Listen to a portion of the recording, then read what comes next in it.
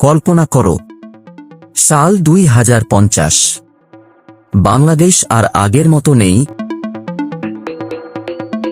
এইটা কি সত্যিই ঢাকা? আকাশে উড়ছে গাড়ি, রাস্তার নিচে স্বয়ংক্রিয় ট্রেন, আর শহর পুরো সবুজ শক্তিতে চলছে।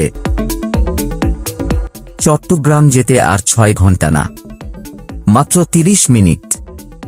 হাইপার স্পিড ট্রেন ছুটছে দেশের এক প্রান্ত থেকে আরেক প্রান্তে। স্কুলে আর শুধু বই না, হোলোগ্রাম শিক্ষক পড়াচ্ছে, ভয় দিয়ে শেখানো হচ্ছে ইতিহাস। নদীগুলো পরিষ্কার, প্লাস্টিক মুক্ত বাংলাদেশ। প্রযুক্তি আর সচেতনতার মিলনে বদলে গেছে দেশ। স্বপ্ন নাকি ভবিষ্যৎ বাস্তবতা?